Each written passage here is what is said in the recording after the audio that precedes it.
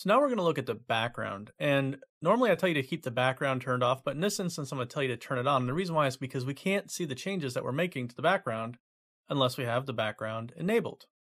So first off, you can see right now that even though this seems to be a very faint gray here, what we're getting is actually quite a lot of a white background, which you see sometimes in product photography, and it can be an interesting look, but not necessarily something that I was looking for this automotive finish. So I was looking for more contrast, which is the reason why I had to turn it off. However, we can change that gradient.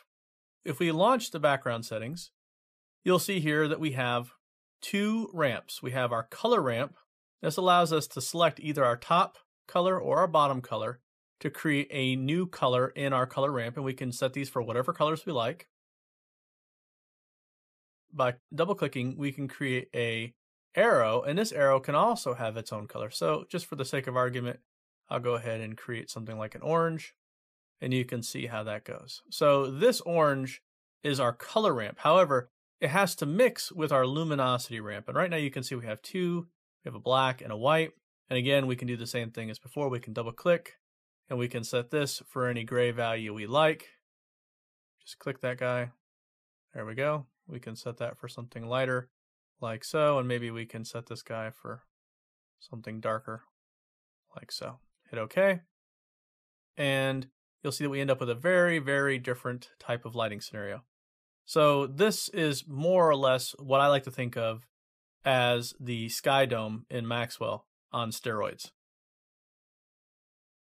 It basically gives us a circular coverage without an awful lot of variation, except for in sort of a horizontal way. I mean, we can have these sort of horizontal bands of whatever color we want, but ultimately there really isn't much else that we can do with this, and so the picture lights become a lot more important in this scenario.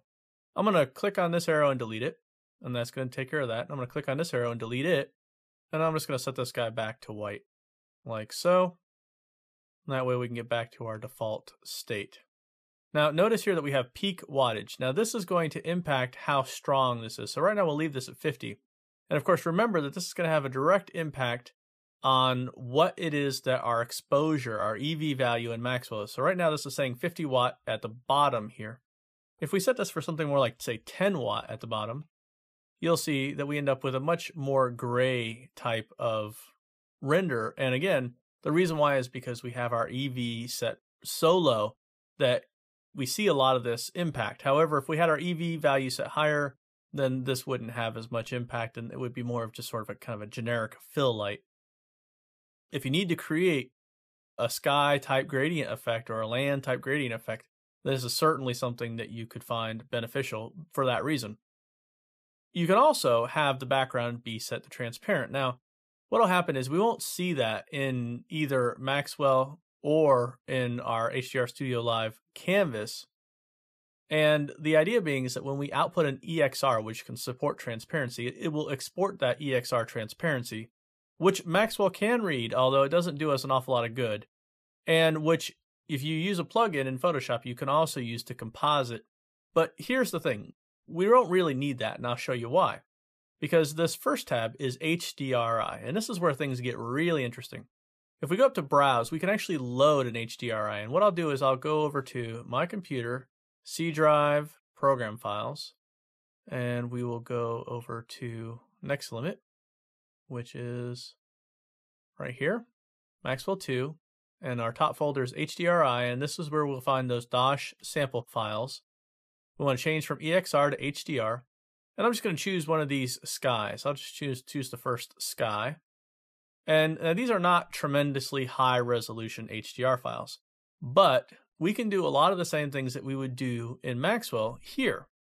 So we can change the rotation of this, and you can see we're going from 0 to 360, and we can change the brightness. Now, these tend to need a bit of a brightness boost, and I usually tend to start with something like 600, and I'm just going to hit OK. Now that's a lot, and again, the reason why is because remember we had such a low exposure. We're using an exposure of 8. Now I could go back into Maxwell and change my exposure settings, or I can go back up in here and just change my brightness back down to 100, and you'll see immediately the difference. So like I say, this is not the greatest high-res HDR of the universe, but it's certainly good enough for us to see. Now, I don't really feel like messing with my camera settings, so I'm just going to set this for something low like 50, hit OK, and that's even going to give us a little bit of a better reflection in terms of the sun. The sun is kind of directly behind, and in this particular instance, if I don't want the sun directly behind, I could just change the rotation, hit OK. You can see how we've changed the rotation. So we can do a lot of the stuff right here that we would do in Maxwell. But we can also have our picture lights. And so if I want to do something like, say, a spotlight, there we go, and we'll grab this guy, and we'll just put that right there at the center of that circle so that we have kind of an interesting extra reflection. And we'll boost up that to something like, say, 2000, so we get really powerful reflection there.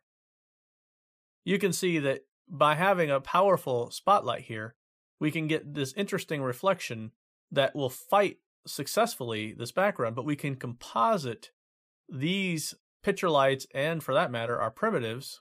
So let me just go ahead and put something like a primitive up here. Maybe I'll put it down below, like so. And we'll decrease the wattage on that just a little bit. Maybe we'll change the color to something like maybe a grayish purple. And we'll decrease the saturation real good and low like that, hit OK. So now we're just going to get this really soft sort of fill light down below. And you can see that we can work with both our HDR backgrounds that we would normally use for our IBL in Maxwell. We can also work with our picture lights and our synthetic primitives and end up with some very complicated lighting scenarios that would be fairly difficult to achieve within Maxwell by using the IBL or using even the synthetic primitives and the picture lights. Being able to composite all this on the fly in the HDR Light Studio Live is a really, really great thing. And so I highly recommend that you explore taking some of your HDRs. I'm somewhat limited by the fact that I can only work with these samples that we all have. But you can see, I mean, this is giving us some really interesting results. And I'm just sort of slapping things on there right now. But in the next video, we're actually going to make a real attempt at trying to make something cool out of this metallic car paint knot. And you'll see how I would set up some interesting lighting for it.